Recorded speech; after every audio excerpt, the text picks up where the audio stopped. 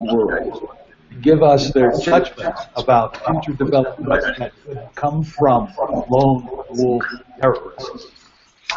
And among the inputs that we got from this, we spent a lot of time picking people whose judgments we would honor and give credibility to.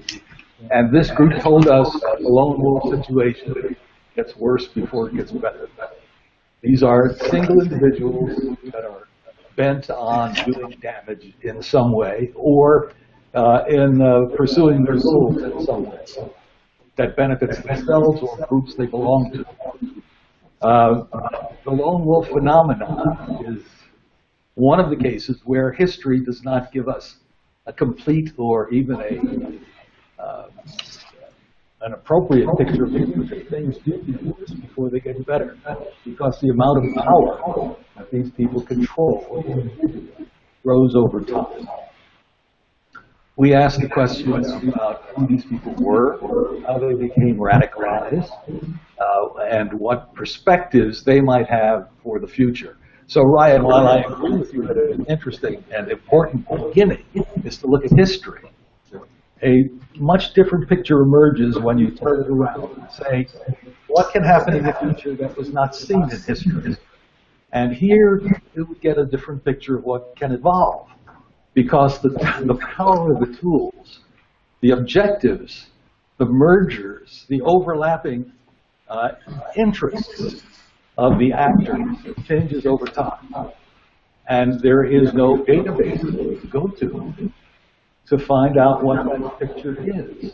This comes from the minds of people, which is in fact the way the study I mentioned was structured. So the view we formed of cyberspace from this work is that cyberspace is a space that has three dimensions, as in fact all space is, three or more. And the dimensions of cyberspace are the actors, from lone wolves that I mentioned a moment ago, through nation states, including organized crime, including terrorist organizations, intelligence organizations, maybe rogue states as well. And the second dimension is the objectives of the people who constitute these actors. What are they after? Well, at the hacker end, they're after self-aggrandizement, identification of their power to cause chaos. And at the other end, the objective is to influence the course of nations. And the third dimension is the weaponry which is used by these actors, ranging from viruses and worms through espionage, sabotage, and detection of malintent. Yes, the study included even that. How can we use the internet to identify people who might want to do harm to us? I'll have more to say about that in a minute. And the interesting thing is that there are synergies between these groups that look disparate at first and yet come together in terms of their objectives. For example, blackmail and money laundering. One objective of distorting the internet in order to achieve that end. That's an objective shared by organized crime and terrorist organizations. They coincide here. And we find many of that kind of overlap. So that our conclusion was that there is a creep toward violence in the internet, in cyberspace. In fact, if you look at the number of websites that are devoted to terrorist activities, in 2003 there were approximately 2,600. In 2009, 15,000. And if one had to guess about 2015, the number is probably 25,000. In a conversation before this meeting with the governor, I asked, why isn't that we can use the prowess of the United States advertising and marketing capability to influence those sites? Where is there a site that says, if you join those guys, you're a jerk. You are following some approach that is rejectable, that is despicable. Why can't we put that across? We've used advertising in some way. If you see it, say something. If it doesn't look right, report it. And that's got the same kind of dimension as smoking is bad for you. But that's only beginning. It's possible for us to influence through the techniques that we find ourselves expert at. This creep toward violence that I mentioned is evidenced in a number of different ways. There's about 3.5 million PCs, personal computers, that are now influenced by virus infections of one sort or another. We guess there were 100 million records stolen last year from government and corporations. And some of these have already been mentioned. Sony being persuaded through cyberspace to delay or not introduce their movie called The Interview, and cyber attacks on large banks.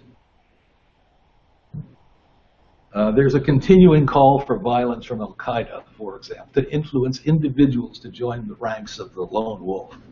Just last week, al-Zawahiri called on Muslim men, most lone wolves are men, to follow the examples of the Boston bombers, and this call to action was carried in on most sites. Use your programming talent to attack, and he meant attack in the interest of the extremists. Lone wolf attacks from our study were seen by this group to have the potential to escalate beyond the Twin Towers in terms of killing potential and injury. We asked the question in this study, for example, what do you think a single lone wolf attack will kill 10,000 people? And while there was disagreement, the answer was within several decades, 2050. Where? North America. Why? Religion. Who's the target population? What are the weapons? Biotech and information. With a lot of undecided answers, a lot of areas where there was no clear-cut consensus. And that, in fact, is different than most studies of this sort that we run, where consensus can be achieved. Here, there was no consensus. Should scientific papers that contain information that can be used by lone wolves or terrorists in general be published openly, as science calls for? Half said yes, half said no. Will soft approaches work? Are we willing to compromise privacy in order to improve safety, security, and how much compromises are warranted? As we looked at the panoply of future technologies and asked about their potential for damage in cyberspace, the list is long. Robots, synthetic biology, artificial intelligence, the Internet of Things, what a soft target that is on the Internet. The rise of massive databases. I'll finish in a couple of minutes. Hacking into automated systems, like self-driving automobiles, like the control system of an aircraft. Blackmail through honeypots. The list was very long. But there were upbeat developments as well that were forecasted. Detection of malintent, as I mentioned a moment ago, through the analysis and synthesis of databases that contained information about individuals. The psychological theory is that lone wolves and terrorists in general have a certain profile which is recognizable.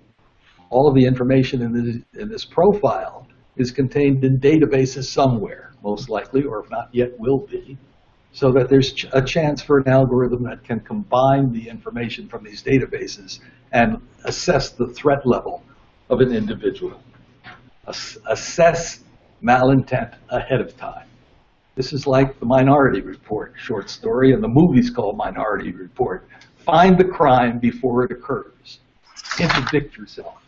Now we find that of half of the crimes that are reported, half have occurred. I mean, half there has been damage.